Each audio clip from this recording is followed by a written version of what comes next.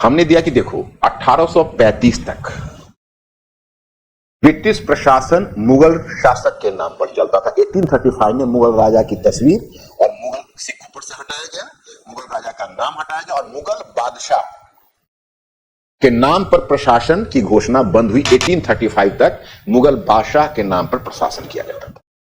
दूसरा कि राजकीय भाषा के रूप में फारसी भाषा का उपयोग होता था, न्यायालय की भाषा भी फारसी थी। भू राजस्व व्यवस्था में कॉर्नवालिस से पहले प्रशासन के पुराने ढांचे को ही फॉलो किया जाता रहा और भारतीय अधिकारी मोहरों से वसूली का काम करते रहे। फिर आप देखते हो कि जितने भी महत्वपूर्ण लैंड डॉक्यूमेंट्स होते थे, कागजात होते थे, वो फारसी में होते थे। इतना तक कि जो ब्रिटिश अधिकारी भारत में शासन करते थे वह भी कहीं ना कहीं मुगल दरबार के तामझाम की नकल करने की कोशिश करते थे। जैसे अगर आप कक्षा 8 की एनसीईआरटी में देखोगे तो आपको दिखेगा जैसे ब्रिटिश अधिकारी हुक्का पीते, एक हुक्का का चित्र भी बना हुआ। तलवार जो उनका होता था, जैसे ब्रिटिश तलवार होता था जब ब्रिटिश तलवार होता था सीधा स्ट्रेट और मुगल तलवार होता था थोड़ा टेढ़ा। तो कमर में जो तलवार लटका के वारन हेस्टिंग्स वगैरह चलता था, मुगल अंदाज में चलता था, मुगल दरबार की औपचारिकताओं का पालन करता था। एक दिलचस्प चीज मैं बताता हूं, मैंने विलियम डेलिम्पल को कोट किया, व्हाइट मुगल।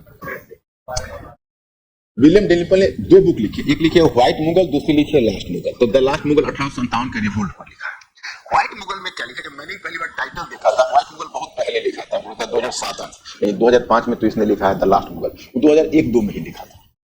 तो जब व्हाइट मुगल मैंने सुना था, मैंने कहा ये क्या है यार, ये व्हाइट मुगल क्यों है? टाइटल देख के मैं बहुत अट्रैक्ट हुआ। खैर जब बुक पढ़ा तो मैंने देखा कि उस बुक में उसने यह दिखाया कि शुरू में मैंने 18वीं सेंचुरी में जो ब्रिटिश थे वो मुगल संस्कृति की नकल करने की कोशिश करते, जैसे तलवार लटका के चलना, हुक्का पीना। तो वो मुगल दरबार के तामझाम, कहीं ना कहीं उनको मुगल संस्कृति से एक हीन भावना थी और अपने आप को मुगल तामझाम में ले जाना चाहते थे। बल्कि व्हाइट मुगल में विलियम डेलिम्पल ने यहां तक सूचना दी है कि एक ब्रिटिश अधिकारी हुआ करता था मेटकाफ। वो मेटकाफ एक तरह से मुगलों की तरह ही कई शादियां की और अधिकांश ब्रिटिश अधिकारी उस समय कई शादियां करते थे। और जैसा कि डेलिम्पल लिखते हैं कि अधिकांश बीवियां उनकी मुसलमान होती थी। मेटकाफ की 17 बीवियां थी और दिल्ली में शाम में 17 हाथियों पर बैठाकर उन बीवियों का प्रोसेशन निकालता था, जुलूस निकालता था।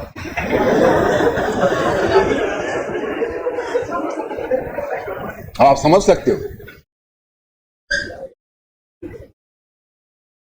प्रदर्शन। तो ये थी। लेकिन हां, मैं आपको बताऊं कि 18वीं सेंचुरी के द लास्ट मुगल जो लिखा विलियम डेलिम्पल ने, तो ठीक इसी का रिवर्स किया है। 18वीं सदी के पूर्वार्ध में तो ब्रिटिश की मुगल की नकल करते रहे, मुगल संस्कृति की नकल करते रहे। लेकिन जब उत्तरार्ध में आए तब धीरे धीरे वहां पर उदारवादी और उपयोगितावादियों का प्रभाव बढ़ने लगा ब्रिटेन में, और वे लोग भारतीय संस्कृति और मुगल संस्कृति को हीन समझते थे, उसको डिसग्रेस करते थे।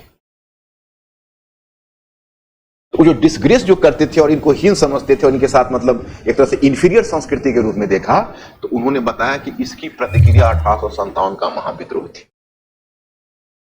और वो 1857 के महाविद्रोह में लिखा कि इस महाविद्रोह में मुख्य रूप से बहावियों ने भूमिका निभाई।